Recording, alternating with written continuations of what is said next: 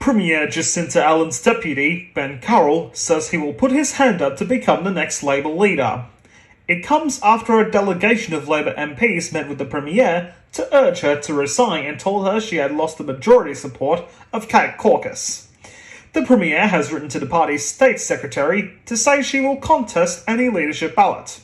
Let's talk about what's happened right after this.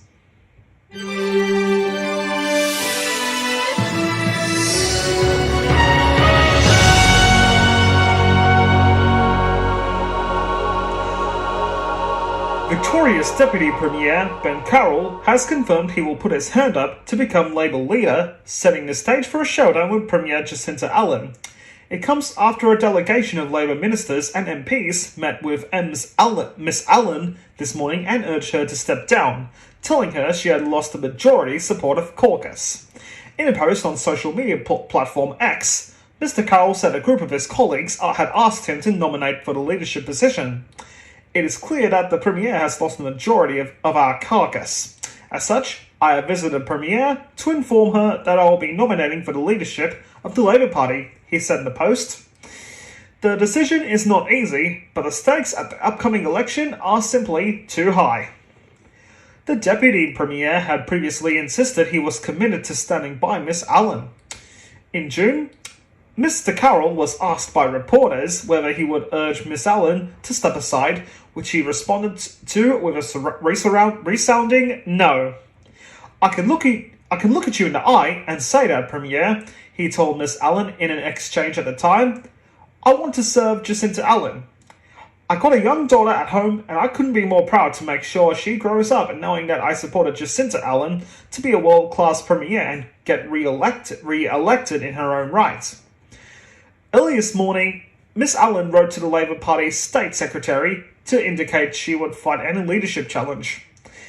In the letter, Miss Allan said she intended to run as a candidate for the party's leadership in the event that an election is required. Under Labor Party rules, if there is more than one candidate for the party's leadership, an election must be held among MPs and rank-and-file party members in a process that takes weeks.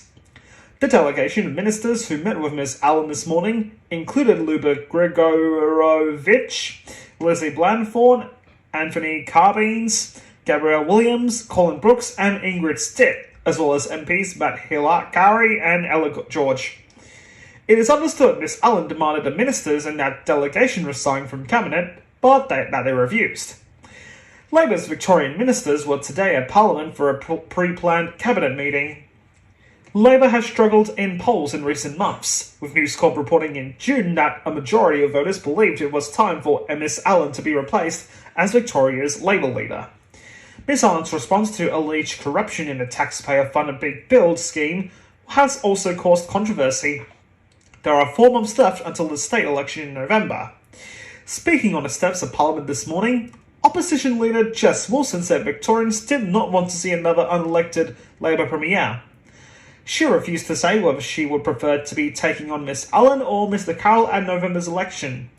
It doesn't matter, she said. Ben Carroll is Jacinta Allan's 2IC. He has been sitting next to her in Parliament, making the same decisions, supporting her decisions not to call a royal commission into the Big Build corruption scandal. Shadow Attorney General James Newbury called on Labor MPs to instead vote for a motion of no confidence which would trigger an early state election.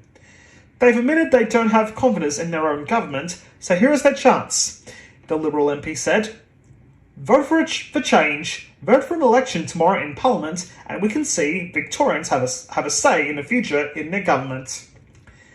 Federal Liberal Senator for Victoria James Paterson told the ABC this morning that any move to roll Miss Allan would be too little, too late. It sounds like the factional bosses have finally caught up with the sentiment of Victorians, which is why they want this Premier gone. A shift of horse at this very late minute to a new Premier is not going to change anything fundamentally. Mr. Patterson said Mr. Carroll's role in former Premier Daniel Andrews' government would not do him any favours. He participated in every decision this government has made over the last few years. He was a cabinet minister under Daniel Andrews, Mr. Patterson said. I really think at this late stage, it won't change much as Victorians clearly want a change of government. Federal Labor MP Christy McBain said she thought Miss Allan had done a really fantastic job in the time she's been given. I think it is really important at the moment. We're in a situation where we've got a rapidly evolving world out there, and we need a strong and steady leadership in each state and territory across the country, she said this morning. But ultimately, those questions are for the Victorian Parliamentary Party. Miss Allan was first elected to the Victorian Parliament in 1999, winning the seat of Bendigo and becoming the youngest female Victorian MP at the age of 25. Her first ministry was the Education Services and Youth Affairs portfolio in 2002.